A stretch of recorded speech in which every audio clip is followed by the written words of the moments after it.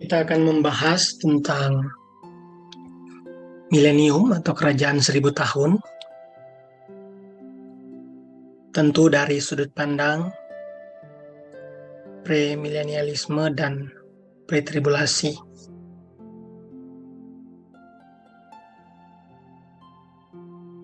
Kerajaan damai sejahtera atau kerajaan 1000 tahun. Kerajaan milenium atau kerajaan 1000 tahun adalah masa 1000 tahun, di mana selama itu Tuhan Yesus Kristus akan memerintah di dunia dalam kebenaran dan keadilan, dan akan memenuhi perjanjian Allah dalam perjanjian lama dan perjanjian baru kepada Israel maupun kepada bangsa-bangsa lain, di samping seluruh ciptaan lainnya. Kita masuk ke definisi. Istilah milenium berasal dari bahasa Latin, yaitu dari kata mille dan annus, yang berarti 1000 tahun. Doktrin tentang milenium atau kerajaan 1000 tahun ini seringkali disebut dengan memakai istilah chiliasm,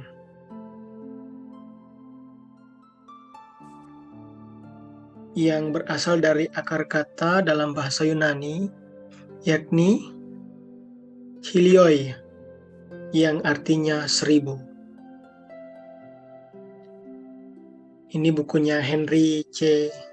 Tyson, Lecture in Systematic Theology, Grand Rapids, WMB Edmonds Publishing, tahun 1979, halaman 395. Silakan baca di sana. Meskipun istilah 1000 tahun sebagai lama pemerintahannya hanya dinyatakan dalam satu pasal saja dalam Alkitab, yaitu pada Wahyu 20, namun ciri-cirinya tersebar luas dalam Alkitab. Dalam Wahyu 20 disebutkan sebanyak 6 kali tentang kerajaan 1000 tahun. Namun konsep tertera sebagai pokok pembicaraan dalam banyak ayat-ayat Alkitab, baik perjanjian baru maupun perjanjian lama. Kerajaan ini disebut sebagai kerajaan yang akan datang dalam doa Bapa kami, Matius 6 ayat 10. Kerajaan Allah, Lukas 19 ayat 11. Kerajaan Kristus, Wahyu 11 ayat 15. Waktu kelegaan, Kisah Para Rasul 3 ayat 19-20. Sedangkan dalam kitab Ibrani disebutkan dunia yang akan datang, Ibrani 2 ayat 5. Dalam Lukas 19 ayat 11-27, Tuhan kita Yesus Kristus mengajarkan bahwa kerajaan itu tidak akan didirikan segera. Ayat 11-12. Tetapi sesuatu yang lain, yaitu gereja, akan mendahului kerajaan itu sesuai dengan rencana Allah.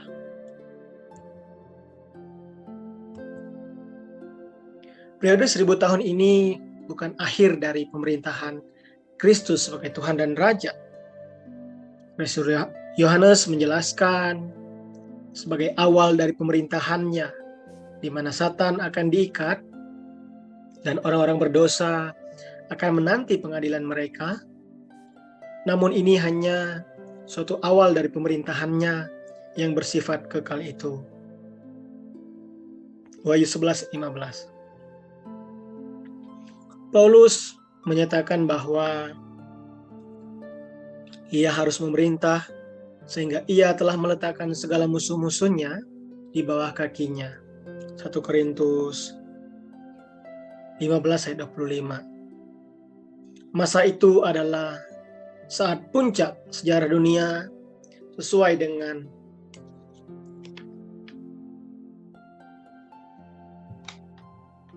kerinduan manusia akan adanya suatu masa yang selalu diidam-idamkan.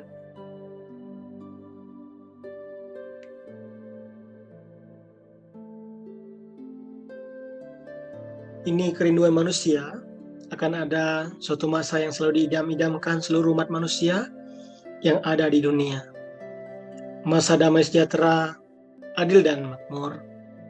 Seperti ungkapan slogan Jawa yang menggambarkan kondisi yang seperti itu, yakni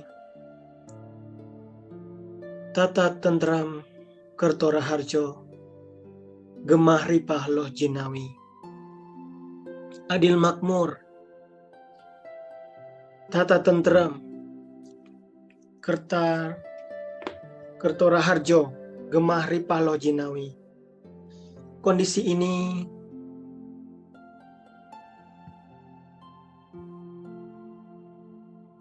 merupakan harapan dan kerinduan berbagai suku dan bangsa maupun di belahan dunia ini, namun tak kunjung tiba.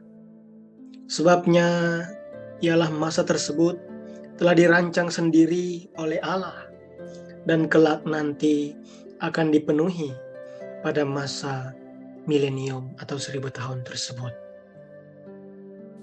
Kita akan melihat konsep kerajaan Allah dalam Alkitab.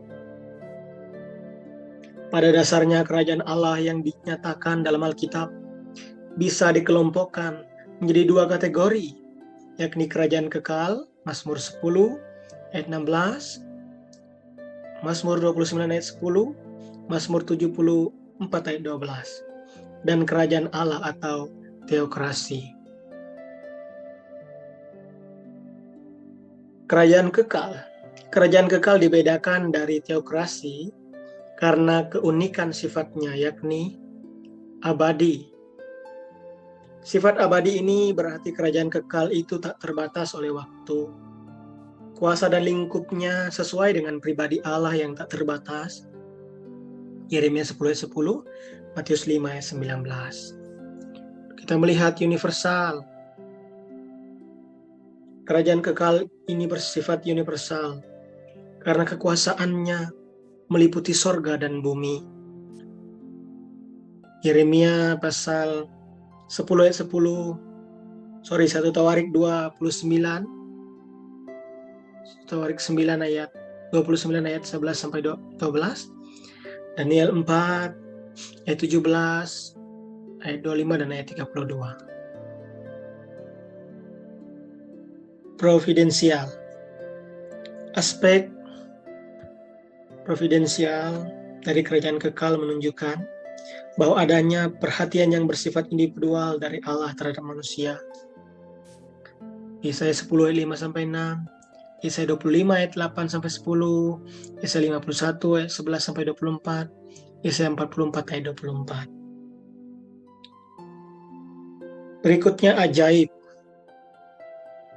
Di dalam kerajaan kekal terdapat intervensi Allah secara langsung dalam sejarah manusia melalui mujizat-mujizat.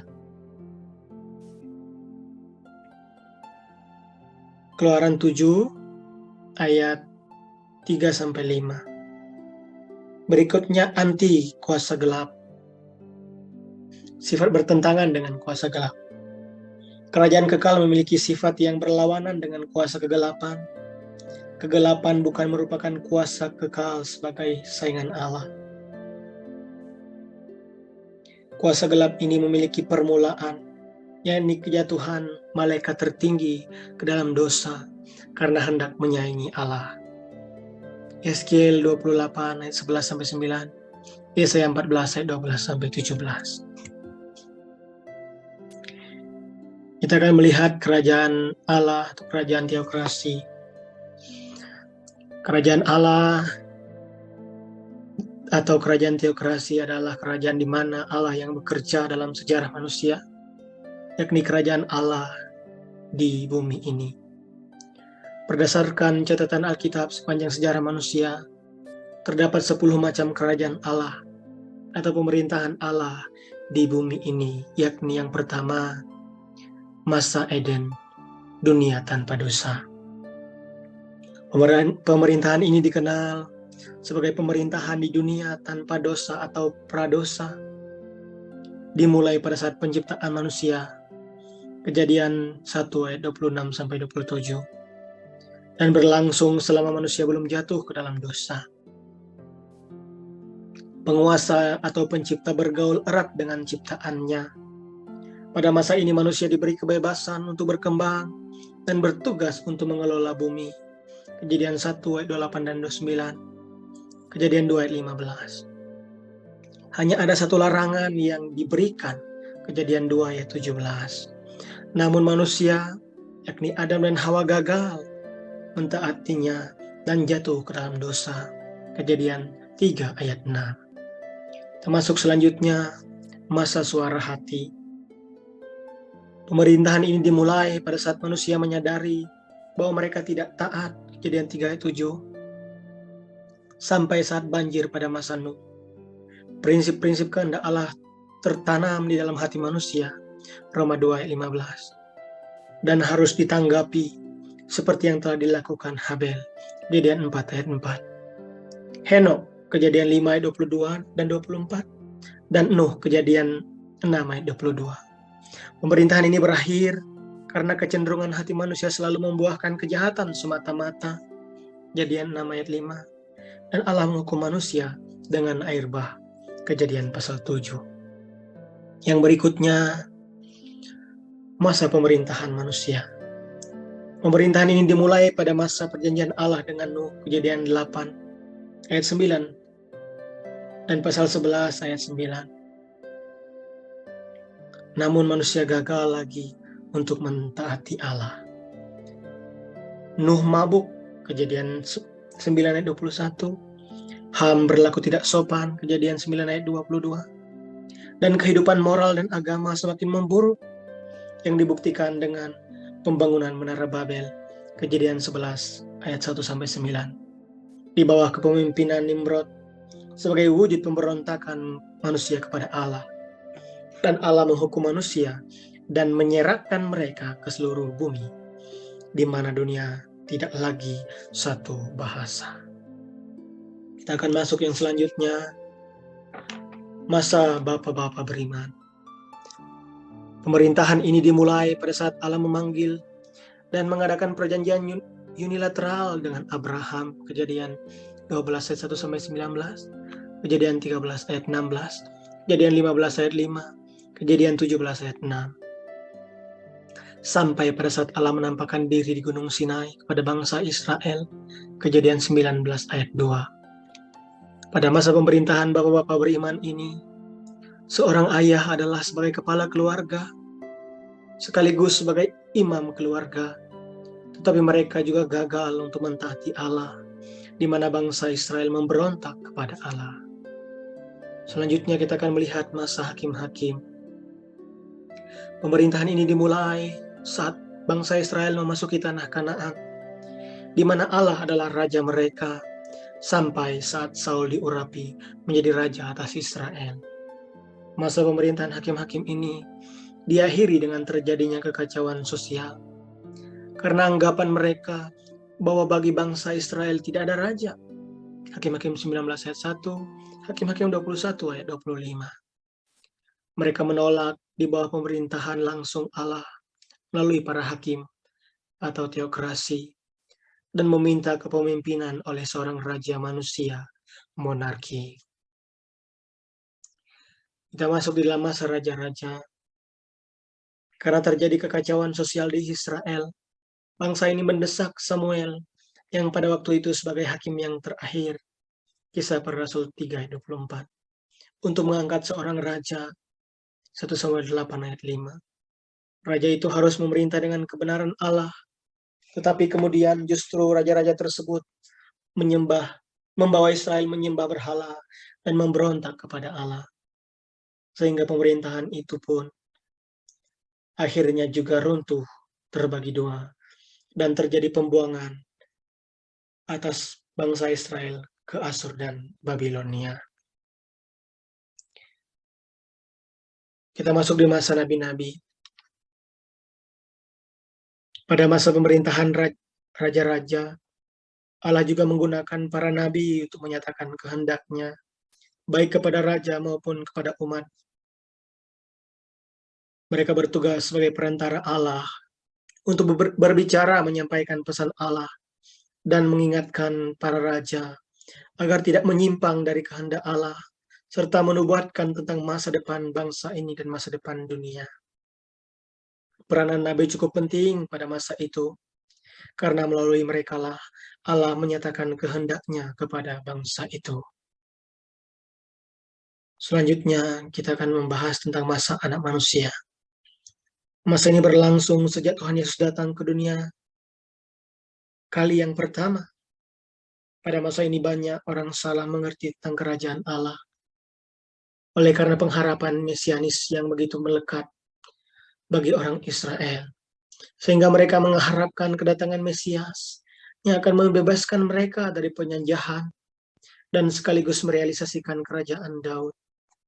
Meskipun Tuhan Yesus telah menyatakannya kepada para murid, Lukas 22 ayat 29-30. Dan juga di depan umum, Yohanes 18 ayat 36-37.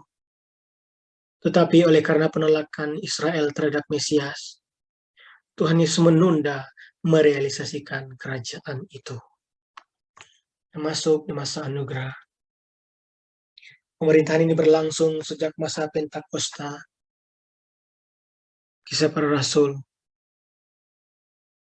pasal yang kedua, yaitu pencurahan Roh Kudus, sampai pada masa pengangkatan gereja atau rapture. Tuhan Yesus sendirilah yang membawa anugerah Allah dalam inkarnasinya. Titus 2 ayat 11-14. Sebab Kristus adalah karunia Allah bagi semua orang. Yohanes 1 ayat 17. Dan setiap orang yang percaya kepada Yesus Kristus akan menerima anugerah pembenaran dari Allah. Roma 6 ayat 23. Dan dia tidak akan dihukum. Roma 5 ayat 15-18. Melainkan memperoleh hidup yang kekal. Yohanes 3 ayat 16. Kita masuk masa kerajaan damai sejahtera 1000 tahun atau milenium. Inilah masa pemerintahan di mana Tuhan Yesus Kristus secara pribadi dan terlihat oleh manusia akan memerintah seluruh dunia dan seisi bumi. Daniel 7 ayat 14. Kekuasaannya kekal dan kerajaannya tidak akan musnah. Kerajaan milenium adalah klimaks dari program Allah. Pentingnya realisasi kerajaan Shalom ini ialah ditegakkannya pemerintahan Allah di bumi. Wahyu 20 ayat 1-7. Dan di masa ini pemerintahan direalisasikan melalui anak tunggal Allah, yaitu Yesus Kristus. Kita melihat pentingnya realisasi kerajaan 1000 tahun. Kerajaan 1000 tahun perlu direalisasikan sesuai dengan kedatangan Kristus yang kedua kali. Hal ini penting, sebab tujuan kerajaan 1000 tahun adalah sebagai berikut. Yang pertama, memelihara integritas karakter Allah. Dengan berbagai cara, Allah telah mendirikan kerajaan Allah di bumi, namun berkali-kali juga diselewengkan oleh setan. Kemuliaan kehormatan atau reputasi Allah menuntut terlaksananya kemenangannya terhadap setan oleh Kristus. Bila tidak demikian, dunia akan mengenal Allah yang gagal, yang menjanjikan dan mendemonstrasikan pemerintahannya, yang selalu kalah kepada si setan. Oleh sebab hal ini, konsisten dengan ajaran Alkitab secara menyeluruh atau komprehensif. Dan Allah adalah pribadi yang selalu dapat dipercaya. Sekali lagi saya ulangi, dan Allah adalah pribadi yang selalu dapat dipercaya.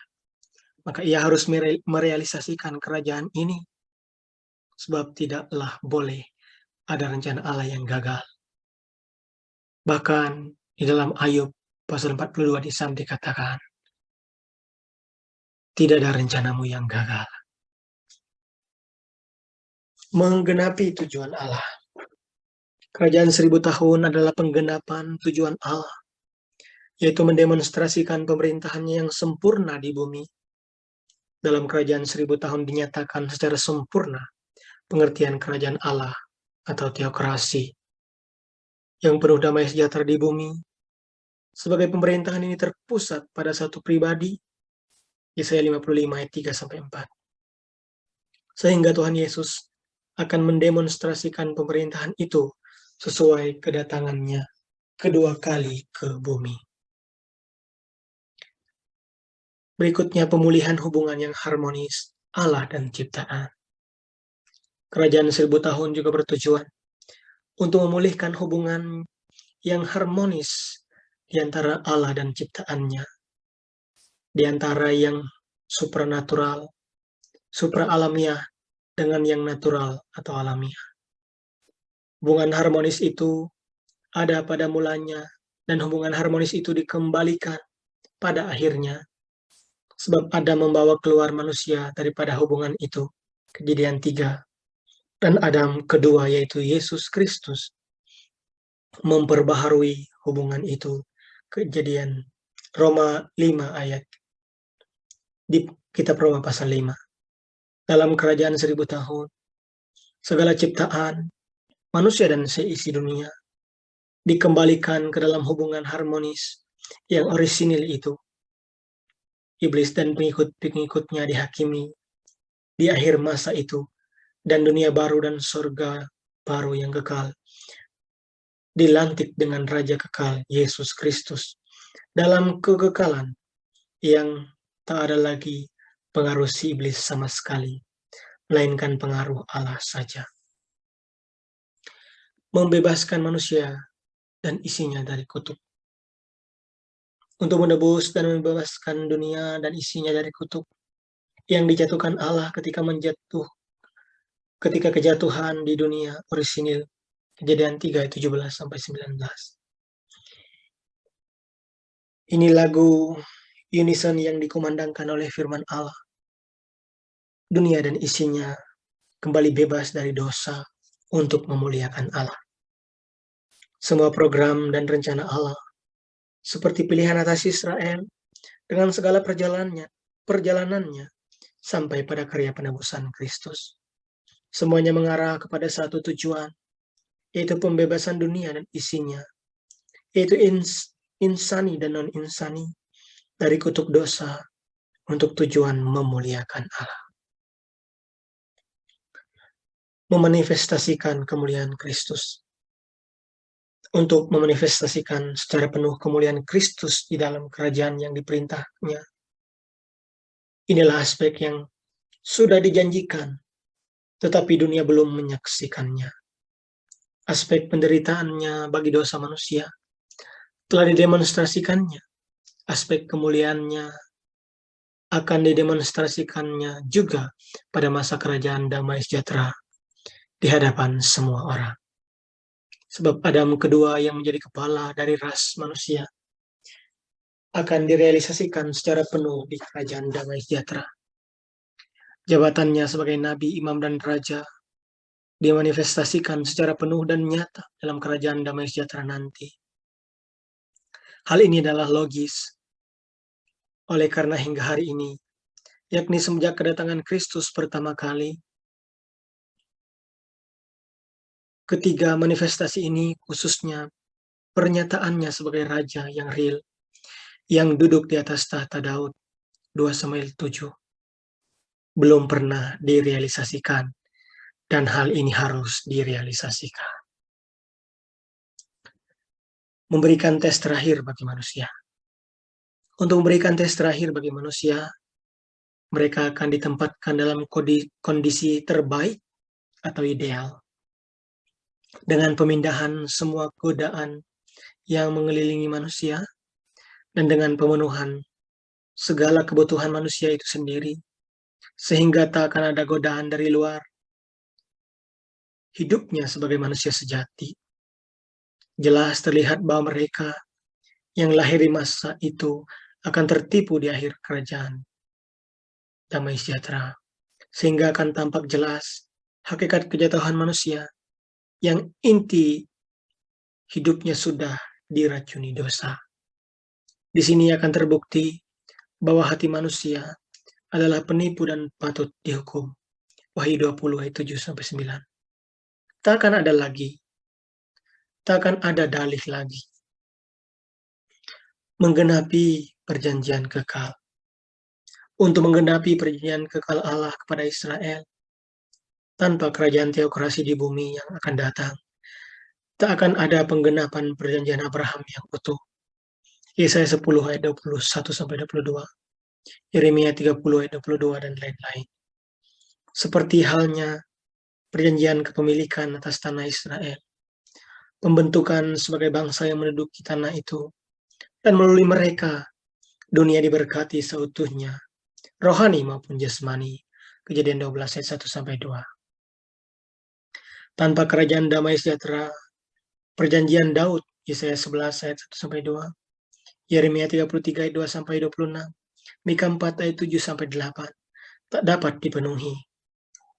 Tahta Daud, tempat ia memerintah, dan suatu kerajaan atau bangsa yang diperintahnya penuh, juga tidak akan dipenuhi. Tanpa kerajaan damai sejahtera yang akan datang, tidak ada penggenapan perjanjian Palestina. Yesaya 11 ayat 11-12, Yesaya 66 ayat 60-63, Mika 2 ayat 12. Yang menjanjikan kepada Israel penguasaan terhadap negerinya dan pengalaman berkat-berkat karena kepemilikan negeri itu.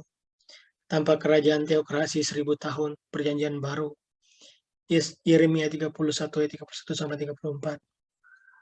Yeskiel 11 ayat 18-20. Roma 1 ayat 26-29.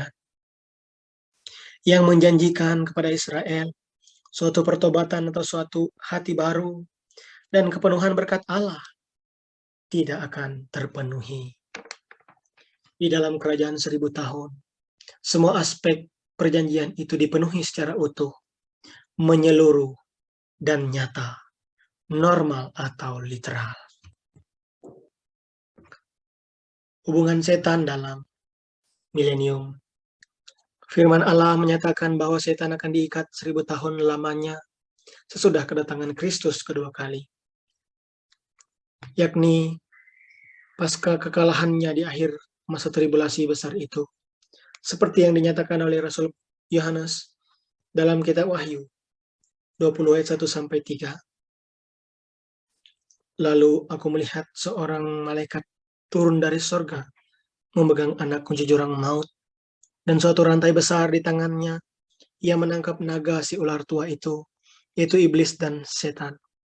Dan ia mengikatnya 1000 tahun lamanya, lalu melemparkannya ke dalam jurang maut, dan menutupi jurang maut itu, dan memeteraikannya di atasnya, supaya ia jangan lagi menyesatkan bangsa-bangsa, sebelum berakhir masa 1000 tahun itu.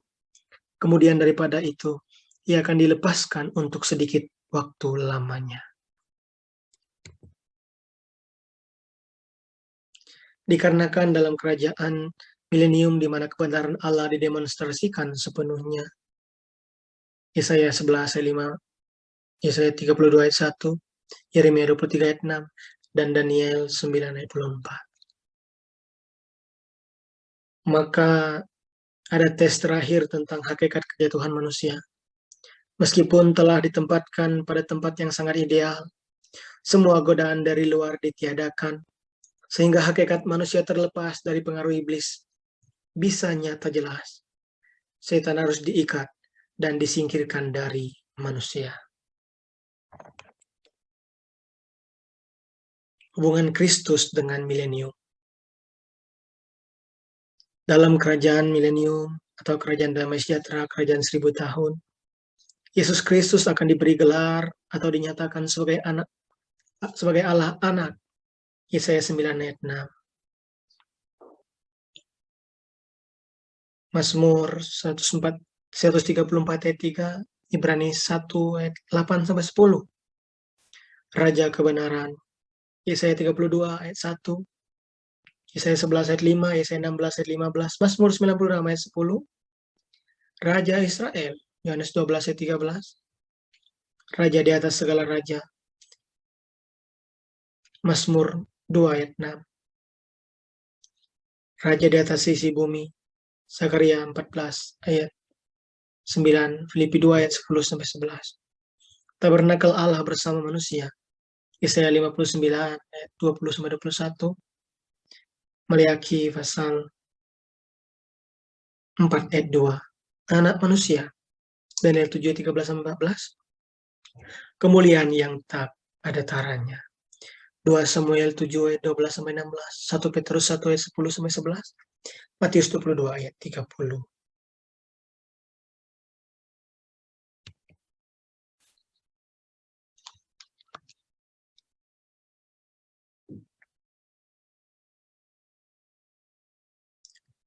Selanjutnya kita akan masuk dan melihat keadaan di kerajaan milenium diliputi kemuliaan Kristus. Mazmur 72 ayat 19, Yesaya 40 ayat 4 sampai 5. Seperti doa Raja Salomo, Mazmur 72 9. Kemuliaan kemanusiaannya, Ibrani 2 ayat 8 sampai 9.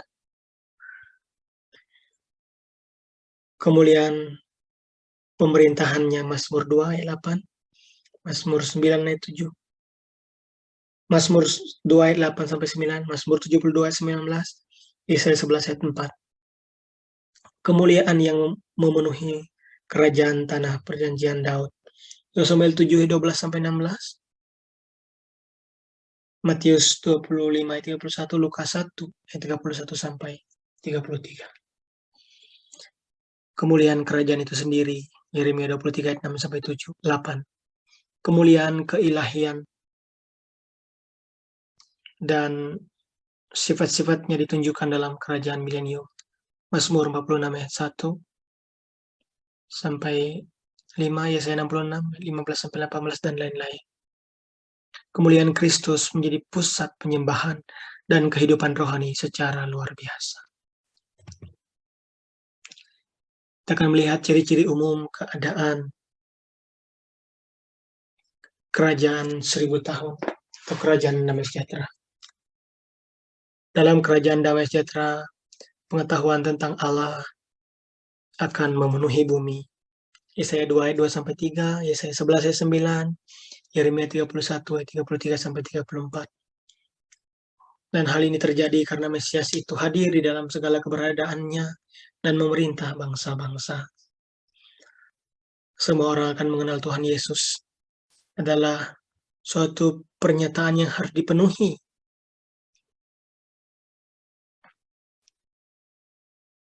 Realisasinya adalah dalam kerajaan milenium yang adalah kerajaan damai sejahtera yang lamanya 1000 tahun. Berikut ini adalah ciri-ciri dari keberadaan kerajaan damai sejahtera.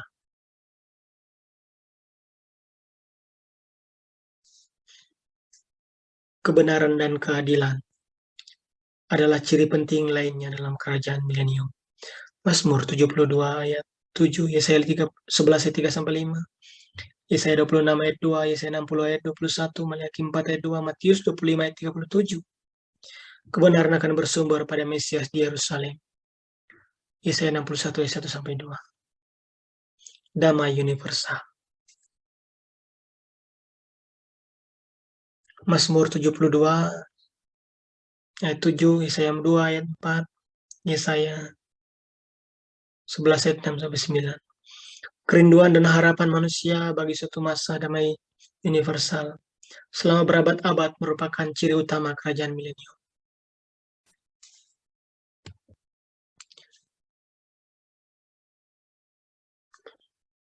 Kemakmuran material yang luar biasa. Bumi yang menjadi subur dan sangat produktif. Penuai terus-menerus. Amsal 9 ayat 14. Kutuk diangkat. Saya melihat di Mazmur 72 ayat 12 sampai 13.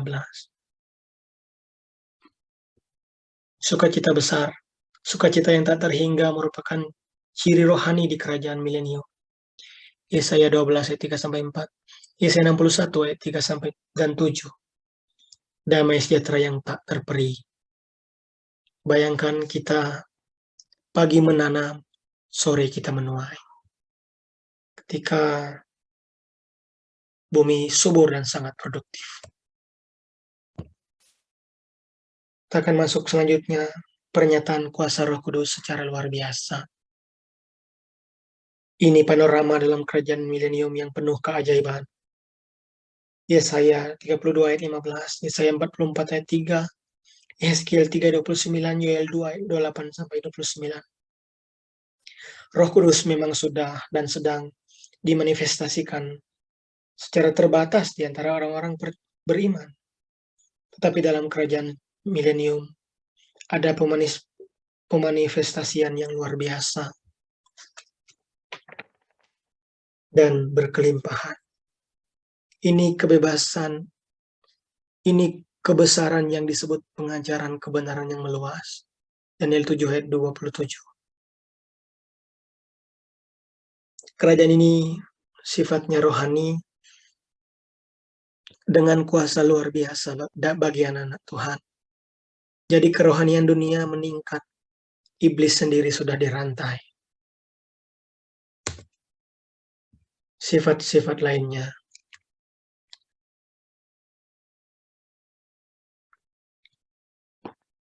Keadilan dirasakan oleh setiap makhluk. Inilah hal yang dirasakan manusia dan merupakan ciri kerajaan milenium. Yesaya 11 ayat 5, Yesaya 32 ayat 16, Yesaya 42 ayat 1 sampai 4, Yesaya 65 ayat 21 sampai 23, Yeremia 23 ayat 5, Yeremia 31 ayat 23, Yeremia 29 sampai pasal 30. Kemudian kutuk ditiadakan. Yesaya 11 ayat 6 sampai 7, Yesaya 35 ayat 9, Yesaya 65 ayat 2. Kutuk yang mula-mula dikenakan kepada ciptaan. Kejadian 3 ayat 17 sampai 19 diangkat. Itulah sebabnya akan ada hasil produksi yang luar biasa. Binatang-binatang akan diubah sehingga kehilangan kebengisannya. Kerajaan yang adil dan makmur impian kita akan direalisasikan dalam kerajaan milenium. Kutub di kitab Kejadian. Perempuan kesakitan saat melahirkan, kalau kita ingat. Laki-laki berpeluh dan susah payah mencari nafkah.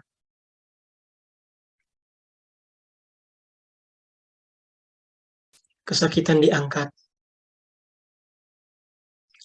Raja Mesias itu akan dikenal dunia benar-benar sebagai tabib agung sepanjang masa itu. Sehingga kesakitan ditiadakan. Yesaya 33 ayat 24, Yeremia 34 ayat 16, Yeremia 30 ayat 17. Kesembuhan bagi orang yang cacat. Yesaya 27 ayat Yesaya 29 ayat 17 sampai 19. Yesaya 35 ayat 19, Yesaya 61 ayat 1 sampai 2, Yeremia 31 ayat 8, Mika 4 ayat 6 sampai 7, Mika 3 ayat 19. Jadi ketika kesakitan diangkat, maka aplikasinya rumah sakit tidak dibutuhkan lagi di kerajaan 1000 tahun. Karena tidak ada yang sakit. Orang cacat sembuhkan, yang sakit tidak ada. Karena Yesus sendiri sebagai tabib ajaib sepanjang masa itu. Kemudian kita lanjut, perlindungan secara supranatural. Perlindungan secara supernatural. Ada perlindungan terhadap hidup manusia oleh raja kerajaan 1000 tahun. Amsal 9 ayat 15, Yesaya 41 ayat 8 sampai 15, Yesaya 62 ayat 8 sampai 9, Yeremia 32 ayat 27, Yeskiel 34 ayat 27, Yoel 3 ayat 16 sampai 17, Sakaria 9 ayat 11 sampai 12. Manusia berumur panjang. Yesaya 65 ayat 20. Baca juga nanti pasal 17 sampai 25. Hidup untuk kesia-siaan itu tidak akan ada di sana. Jadi tidak ada yang mati mendadak, tidak ada yang umur pendek. Kalau kita ingat umur bapak-bapak leluhur kita, mulai dari Adam, terlebih Metusalah, umur yang terpanjang, 969 tahun. Kita melihat perbedaannya ketika dosa hadir. Tetapi nanti di kerajaan 1000 tahun, manusia berumur panjang. Reproduksi yang subur. Reproduksi di antara orang-orang yang tinggal di dunia ini bertambah secara luar biasa. Penduduknya akan membengkak, namun mereka akan hadir. Mereka yang hadir masih memiliki hakikat manusia yang sudah jatuh, sehingga keselamatan mereka dituntut. Yeremia 30 ayat 20, Yeremia 31 ayat 29, Yeskiel 47 ayat 22, Zakaria 10 ayat 8. Kemalasan tidak ada di sana, jadi yang malas-malas hari ini bertobat, karena ketika engkau malas di dunia sekarang ini, maka engkau tidak makan. Kalau engkau lapar tapi tidak mau masak nasi, engkau akan lapar. Tetapi nanti di kerajaan 1000 tahun, kemalasan sudah tidak ada lagi. Sehingga dengan sistem ekonomi yang sempurna, di mana kebutuhan manusia disediakan secara berkelimpahan, dan pekerjaan dalam sistem itu menyenangkan di bawah pimpinan Raja Kerajaan Milenium. Pertanian dan perindustrian memberikan kecukupan pekerjaan dan hasil bagi manusia.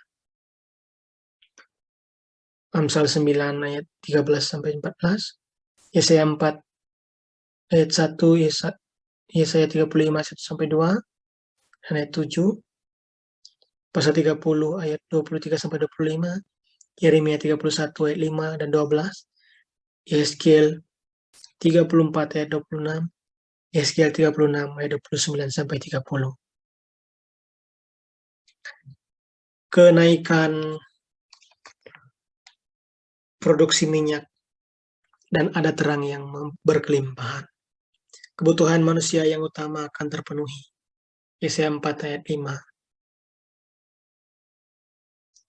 Yesaya 30 ayat 26. Yesaya 60 ayat 19-20. Zakaria 2 sampai pasal 5. Kita masuk selanjutnya, kesatuan penyembahan. Seluruh dunia disatukan dalam penyembahan kepada Allah dan Mesias, yaitu Yesus Kristus, Sang Raja di kerajaan itu. Yesaya 45 ayat 23, Yesaya 51, Yesaya 52 ayat 1, kemudian ayat 7-10, Yesaya 66 ayat 17-23, Zakaria 13 ayat 2, Zakaria 14 ayat 6, Zakaria 8 ayat 23, Zakaria 9 ayat 7, Sefanya 3 ayat 9, Maleakhi 1 ayat 11, Wahyu 5 ayat 9-14. Kita ingat sekarang 6 agama yang diakui di Indonesia, di negara kita, namun nanti di kerajaan 1000 tahun, semua akan satu penyembahan. Ini tadi Yeskiel 37 ayat 2. Mereka tidak lagi menajiskan diri dengan berhala-berhalanya, atau dewa-dewa mereka yang menjijikan, atau dengan semua pelanggaran mereka. Tapi aku akan melepaskan mereka dari segala penyelewengan mereka, dengan mana mereka berbuat dosa, dan mentahirkan mereka, sehingga mereka akan menjadi umatku dan aku akan menjadi Allah mereka. Jadi di kerajaan 1000 tahun, tidak ada lagi berhala. Seluruh dunia disatukan dalam satu penyembahan kepada Yesus sebagai Tuhan, Raja, dan Mesias di bait Allah, yaitu di kerajaan 1000 tahun. Tidak ada agama dan kepercayaan apapun diizinkan pada kerajaan 1000 tahun, selain hanya menyembah Yesus sebagai satu-satunya Tuhan dan Juru Selamat secara pribadi. Ini penggenapan dari janji Filipi 2 ayat 9-10. Itulah sebabnya Allah sangat meninggikan dia dan mengaruniakan kepadanya nama di atas segala nama, supaya dalam nama Yesus bertekuk lutut segala yang ada di langit dan yang ada di bumi, segala yang ada di langit dan yang ada di atas bumi, dan yang ada di bawah bumi, dan segala lidah mengaku Yesus Kristus adalah Tuhan, bagi kemuliaan Allah Bapa. Segala suku, kaum, bangsa, bahasa harus menyembahnya sebagai satu-satunya Tuhan Allah, Raja di atas segala raja.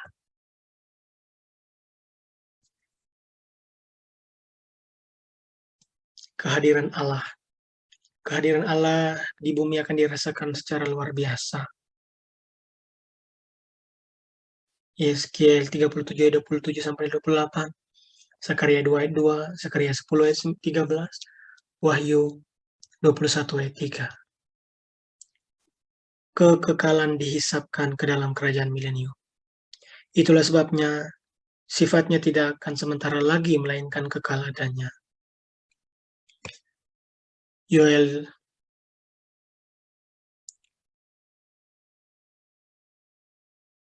kita lihat Amos 9 ayat 15, Yesaya 51 ayat 6 sampai 8, Yesaya 55 ayat 3, Yesaya 55 ayat 3 dan 13, Yesaya 56 ayat 5, Yesaya 60 19,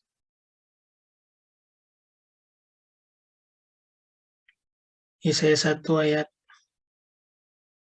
8, Yeremia 32 ayat 40, Yeskiel 37 ayat 26 sampai 28, Yeskiel 43 ayat 7 sampai 8, Daniel 9 24, Hosea 2 ayat 19 sampai 23, Yoel 3 ayat 20.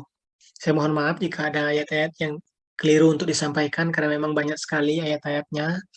Silakan dibuka kalau teman-teman sedang menonton, teman-teman pelan-pelan dan memperhatikan pasal-pasal ayat-ayat yang disebutkan. Contohnya misalnya Amos atau Amsal, kan teman-teman bisa perhatikan nanti. Kalau memang tidak ada di Amos 9 ayat 15, berarti Amsal 9 ayat 15, karena bisa saja kekeliruan pengetikan. Itu ya, supaya dipahami. Israel dalam kerajaan milenium.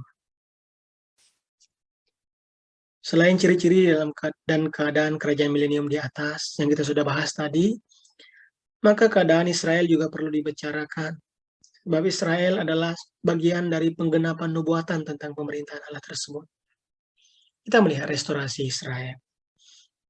Perjanjian Allah tak dapat dipenuhi tanpa kenyataan restorasi atau pembaharuan Israel. Ini dikarenakan restorasi ini merupakan aspek utama berita nubuatan. Sebab perjanjian lama cukup luas membicarakan hal tersebut. Nas berikut memperlihatkan ini. Kita melihat aspek utama berita perjanjian lama. Yesaya 27 ayat 12. Maka pada waktu itu Tuhan akan mengirik mulai dari sungai Efrat sampai sungai Mesir. Dan kamu ini akan dikumpulkan satu demi satu, hai orang Israel. Yesaya 43 ayat 5-7. Janganlah takut, sebab aku ini menyertai engkau. Aku akan mendatangkan anak cucu dari timur, dan aku akan menghimpun engkau dari barat. Aku akan berkata kepada utara, berikanlah, dan kepada selatan, jangan tahan-tahan. Bawalah anak-anakku laki-laki dari jauh, dan anak-anakku perempuan dari ujung-ujung bumi. Semua orang yang disebutkan dengan murkaku, yang kuciptakan, untuk kemuliaanku yang kubentuk, dan yang kujadikan. Nabi Yeremia juga menyatakan hal yang sama, Yeremia 12 ayat 15, yang bunyinya, tetapi setelah aku mencabut mereka, aku akan menyayangi mereka kembali. Aku akan mengembalikan mereka masing-masing ke milik pusakanya, dan masing-masing ke negerinya. Nabi Yeskiel juga menuliskan pada Yeskiel 28 ayat 25-26, yaitu, beginilah firman Tuhan Allah, pada saat aku mengumpulkan kaum Israel dari tengah suku-suku bangsa, di mana mereka berserak, dan aku menunjukkan kekudusanku kepada mereka di hadapan bangsa-bangsa. Maka mereka akan diam di tanah mereka yang telah kuberikan kepada hambaku Yakub. Mereka akan diam di sana dengan aman tentram. Mereka akan membangun rumah dan membuat kebun anggur. Ya, mereka akan diam dengan aman tentram pada saat aku menjatuhkan hukuman atas semua tetangganya yang menghina mereka. Dan mereka akan mengetahui bahwa akulah Tuhan Allah mereka. Nabi Hosea juga berkata pada Hosea 12 ayat 9, berkatalah Efraim, bukankah aku telah menjadi kaya, telah mendapat harta benda bagiku, tetapi segala hasil jerih payahku tidak mendatangkan kesalahan yang merupakan dosa bagiku.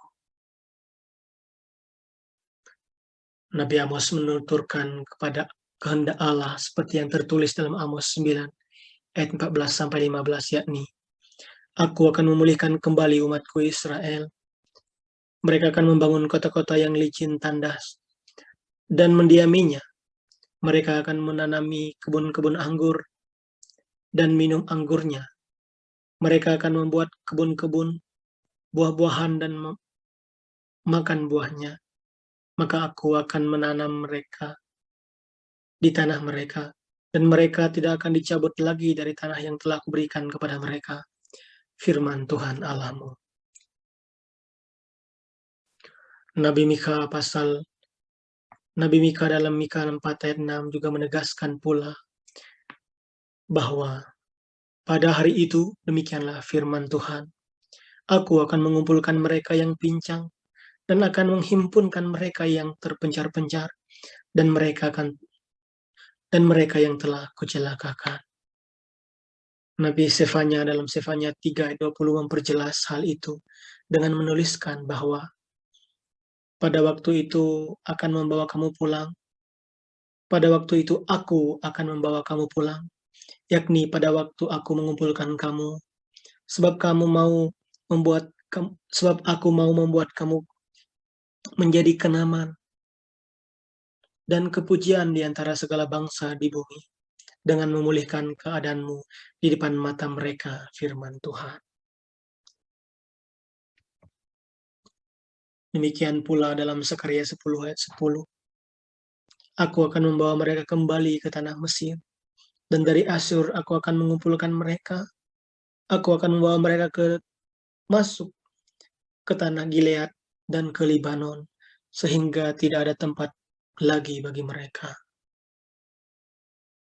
Harus ditegaskan bahwa restorasi Israel adalah fase kedua dari kedatangan Kristus kedua kali, yakni di penghujung masa tribulasi besar, sebagaimana yang dicatat dalam Matius 24 ayat 30-31. Pada waktu itu akan tampak tanda anak manusia di langit, dan semua bangsa di bumi akan meratap, dan mereka akan melihat anak manusia itu datang di atas awan-awan, di langit dengan segala kekuasaan dan kemuliaannya. Dan ia akan menyuruh keluar malaikat-malaikatnya dengan meniup sangkakala yang dahsyat bunyinya, dan mereka akan mengumpulkan orang-orang pilihannya dari keempat penjuru bumi, dari ujung langit yang satu ke ujung langit yang lain.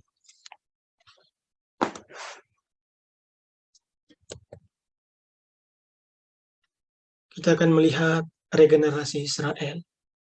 Bangsa Israel dinubuatkan akan mengalami pertobatan yang menyiapkan mereka untuk menyambut Mesias itu, dan selanjutnya akan bersama dengan dia dalam kerajaan milenium. Hal ini merupakan tema penting perjanjian lama.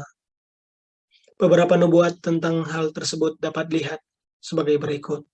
Yesaya 1 ayat 27 menuliskan, Sion akan kubebaskan dengan penghakiman yang adil, dan orang-orang yang bertobat akan kubebaskan dengan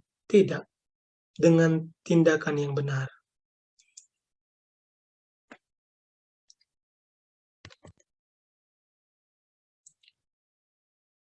Inisiasi ini jelas dari Tuhan sendiri, namun sama sekali tak terlepas dari hadirnya peranan manusia, yaitu pertobatan, hati yang hancur karena kerinduan akan kehadiran Sang Mesias.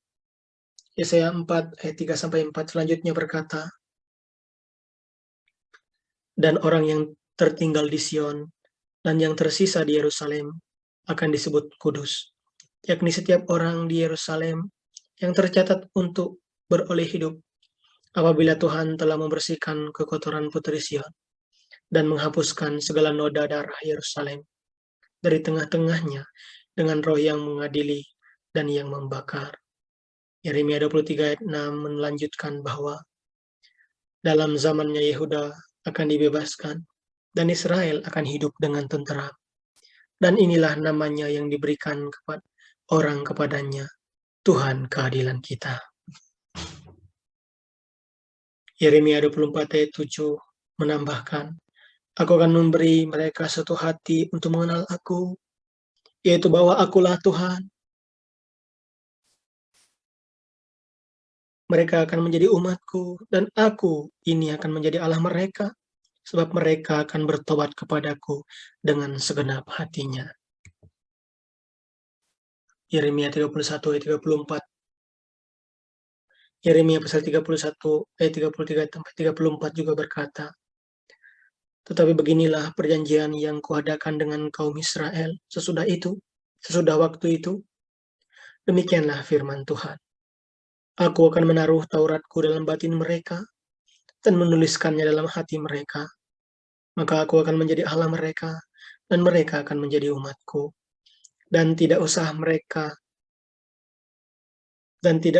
lagi mereka mengajar sesamanya atau mengajar saudaranya dengan mengatakan, Kenallah Tuhan, sebab mereka semua besar kecil akan mengenal Aku, demikianlah firman Tuhan.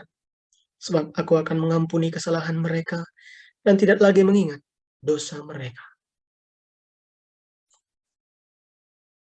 Yehezkiel 11 ayat 19 sampai 20 menyatakan bahwa Aku akan memberikan mereka hati yang lain dan roh yang baru di dalam batin mereka.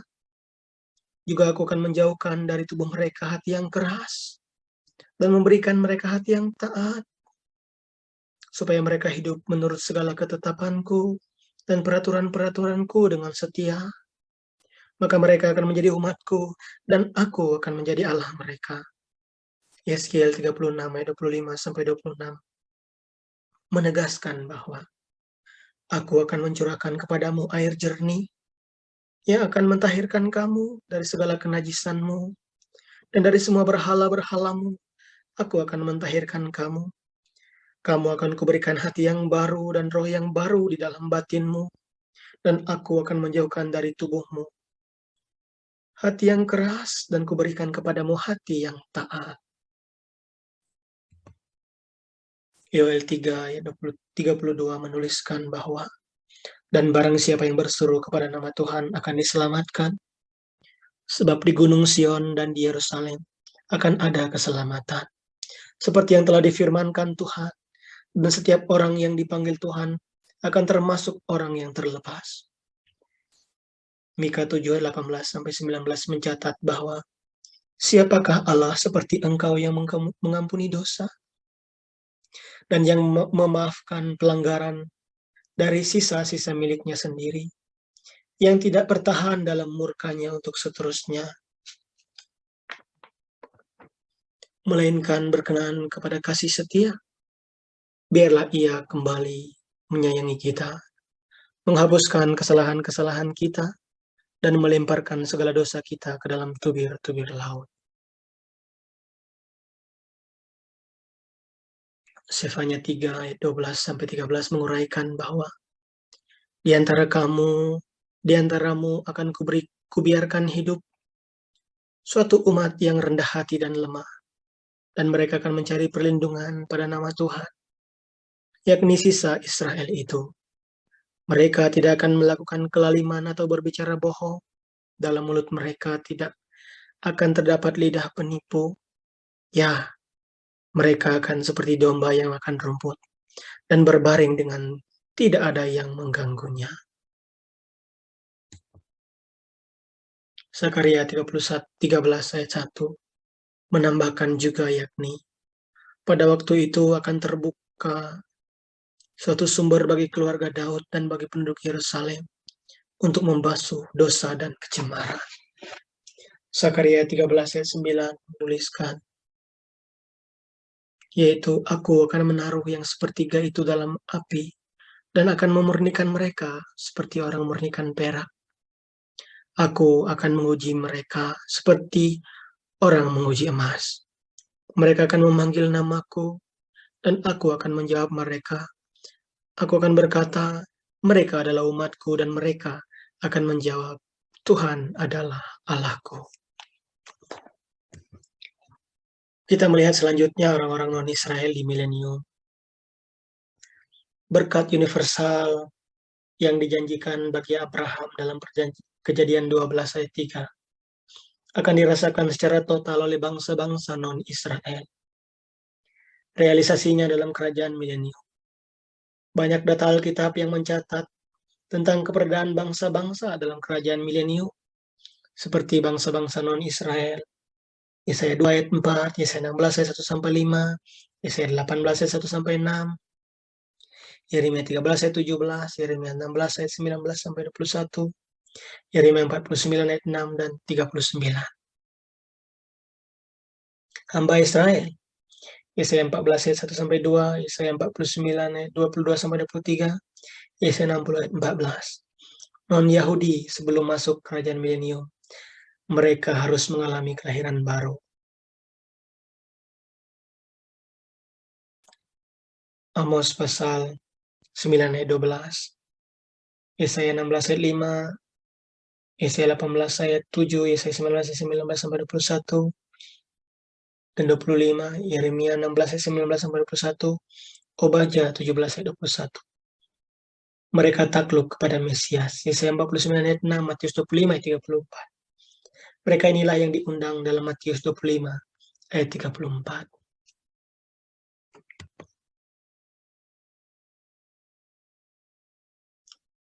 Sifat-sifat. Kita melihat hubungan orang saleh yang masih hidup dan yang sudah dibangkitkan di dalam kerajaan milenium. Sifat orang-orang saleh yang sudah dibangkitkan pada masa pengangkatan gereja atau rapture berpotensi hidup dalam dua alam, yaitu surgawi dan duniawi. Ada kemampuan interaksi dengan manusia dan dengan roh-roh termasuk malaikat. 1 Korintus pasal 15 ayat 45-49. Hal ini mungkin sebab demikianlah hakikat dari tubuh kemuliaan, tubuh baru yang dimiliki. Sifat mereka sama dengan sifat Tuhan Yesus waktu 40 hari dalam kebangkitannya sebelum kenaikan ke surga. Lukas 24 ayat 43, Yohanes 20 ayat 17-19. Mereka akan menjadi mempelai perempuan, Efesus 5 ayat 31 dan 32, Wahyu 19 ayat 7-8. Di mana orang-orang saleh akan melihat Allah dalam arti khusus, Matius 5 ayat 8, Matius 18 ayat 10, 1 Korintus 15 ayat 44, Wahyu 22 ayat 4. Beberapa nas-nas penting yang mencatat tentang keberadaan bangsa-bangsa tersebut seperti Wahyu 20 ayat 6. Berbahagia dan kuduslah ia yang mendapat bagian dalam kebangkitan pertama itu. Kebangkitan yang kedua tidak berkuasa, kematian yang kedua tidak berkuasa lagi atas mereka, tetapi mereka akan menjadi imam-imam Allah dan Kristus, dan mereka akan memerintah sebagai raja bersama-sama dengan Dia 1000 tahun lamanya. Matius 25 ayat 41. Dan ia akan berkata juga kepada mereka yang di sebelah kirinya, nyala daripadaku, hai kamu orang-orang terkutuk, nyalalah ke dalam api yang kekal, yang telah tersedia untuk iblis dan malaikat-malaikatnya.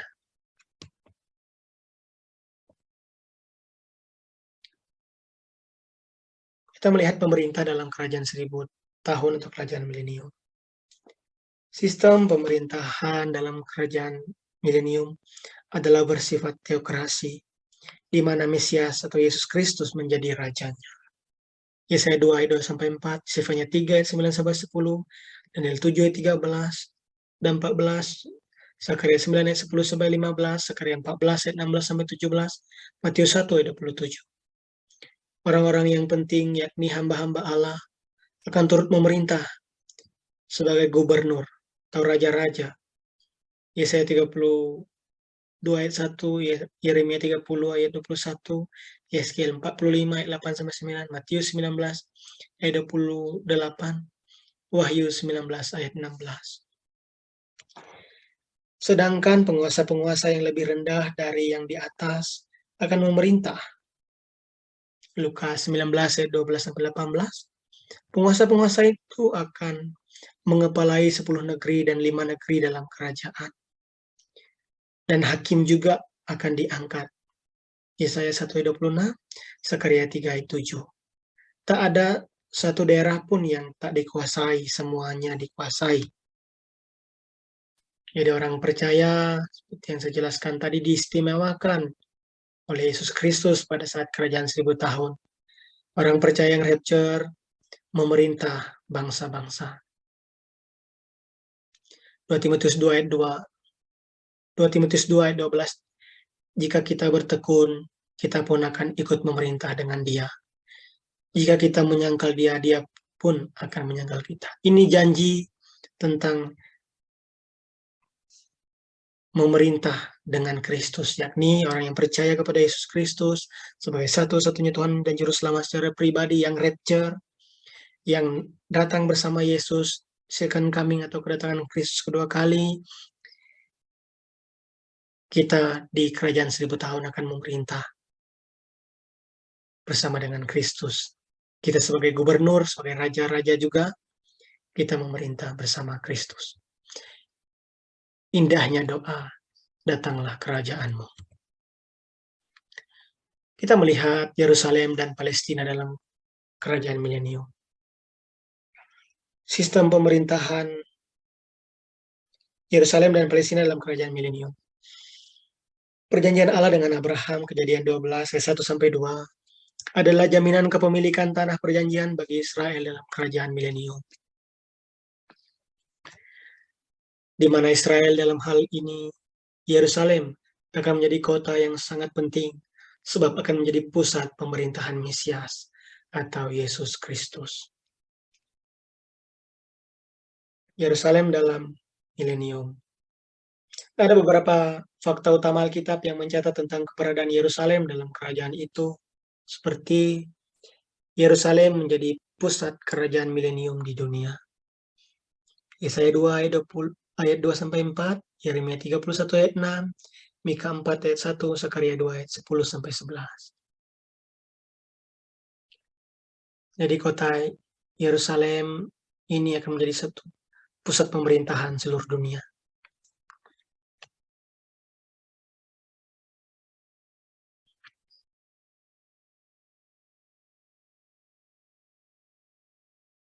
Yerusalem menjadi pusat pemerintahan.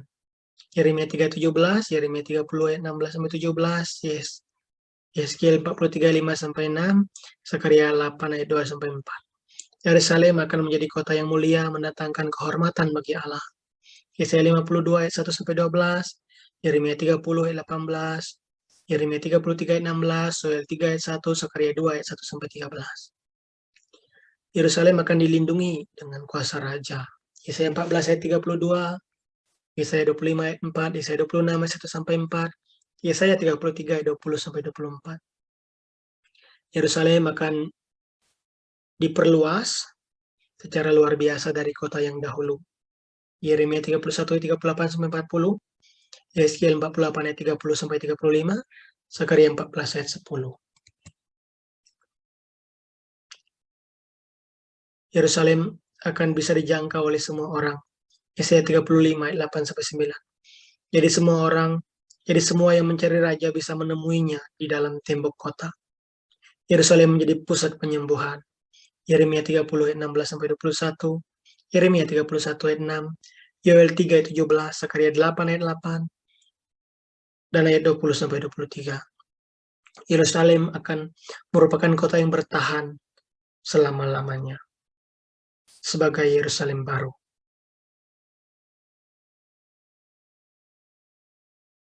Yesaya 33 20-21, Yoel 3 ayat 19-21, Sakaria 8 ayat 4. Jadi teman-teman silakan memperhatikan ayat-ayat yang saya bacakan tadi untuk melihat kebenarannya tentang Yerusalem dalam milenium. Jadi ayat-ayatnya sudah jelas saya sebutkan tadi, silakan teman-teman membaca. Bagian berikutnya yang terakhir dari pembahasan kerajaan 1000 tahun damai di bumi, kita melihat poin yang berikut yang terakhir, Palestina dalam kerajaan milenium. Beberapa fakta penting dinyatakan dalam nubuatan tentang keadaan tanah Palestina dalam kerajaan 1000 tahun adalah sebagai berikut. Palestina akan menjadi waris atau khusus dari Israel. Yeskiel 36 ayat 8, Yeskiel ayat 8 ayat 12, Yeskiel 47 ayat 2 sampai 22-23, Sakaria 8 ayat 12. Ini memenuhi perjanjian Israel. Palestina akan diperluas secara luar biasa jika dibandingkan dengan luas sebelumnya. Yesaya 26 ayat 1 sampai 5, Yesaya 33 ayat 7, 17, Obadya 1 ayat 21, dan ayat 7, Mika 7 ayat 17, 14. Untuk pertama kalinya Israel akan mewarisi seluruh tanah itu sesuai dengan perjanjian kepada Abraham. Kejadian 15 ayat 18 sampai 21. Palestina akan memiliki permukaan baru. Yesaya 33 ayat 10 sampai 11, Yeskiel 47 1 sampai 12, Yoel 3 ayat 18, Sakaria 4 ayat 4, ayat 8 ayat 10. Akan ada dataran yang luas dan subur, Sakaria 14 ayat 4. Sungai-sungai bisa mengalir secara lancar mengaliri dataran pertanian. Yeskiel 47 ayat 1 sampai 12, silakan perhatikan di sana. Palestina dalam keadaan ini akan menjadi subur dan membawa hasil yang berlimpah-limpah. Yesaya 24 ayat 17, Yesaya 32 ayat 15, Yesaya 51 ayat 3, Yesaya 55 ayat 13, Yeremia 31 ayat 27 sampai 28, Yeskiel 34 ayat 27, Yeskiel 36 ayat 29 sampai 35, Yoel 3 ayat 18. Berikutnya, Palestina akan mengalami hujan yang cukup sebagai lambang berkat-berkat dari Allah. Yesaya 30 ayat 23 sampai 25, Yesaya 35 ayat 6 sampai 7, Yeskiel 34 ayat 26, Sakaria 10 ayat 1, Yoel 2 ayat 23 sampai 24. Yang berikutnya, Palestina akan dibagi-bagikan. Yeskiel 45 ayat 4 dan 6, Yeskiel 48 ayat 8, ayat 10 sampai 16, lalu ayat 20. Inilah pembahasan tentang kerajaan 1000 tahun damai, kerajaan damai sejahtera di bumi, sesuai dengan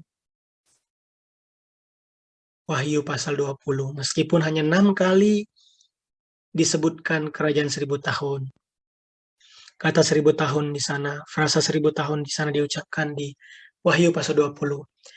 Namun, semua ini pembahasan tentang kerajaan 1000 tahun tersebar luas di perjanjian lama dan baru, dan itu yang dinubuatkan, yang dituliskan oleh Alkitab. Jadi Allah yang ikrar janji tidak akan ingkar janji. Ingat, kerajaan 1000 tahun damai ini adalah realisasi ketika sebelum Yesus Kristus naik ke sorga. Kisah para Rasul 1, murid-murid bertanya, maukah engkau memulihkan kerajaan Israel pada waktu sekarang ini? Itu janji yang belum tergenapi, belum terrealisasi. Yesus bilang kepada murid-murid, kamu nggak akan tahu waktunya sesuai dengan kehendak Bapa. Dan itu yang akan terjadi dan terrealisasi nantinya. Makanya, pembahasan tentang kerajaan 1000 tahun, Gemah Ripah Lojinawi ini, Teta Tentrem Kertora Harjo ini yang dirindukan. Bagaimana Yesus Kristus sebagai satu-satunya Tuhan dan Juru Selamat, dia Raja di atas segala Raja. Nanti dia berkuasa, benar-benar real dan nyata, menjadi Raja di kerajaan 1000 tahun damai. Di bumi. Sekali lagi, di bumi. Selama 1000 tahun. Kiranya Allah Tritunggal menolong kita untuk mengerti tentang pembahasan yang cukup lama, cukup dalam, cukup panjang, dan banyak. Harapan saya kepada teman-teman yang membaca, teman-teman yang mendengarkan video ini, pelan-pelan selidiki ayat-ayatnya, baca satu-satu, karena banyak sekali ayat-ayat ini tadi yang saya jelaskan dari awal sampai akhir. Jika teman-teman belum jelas, ada yang ditanyakan, silakan klik di kolom komentar. Mari kita diskusi sama-sama. Kita belajar sama-sama.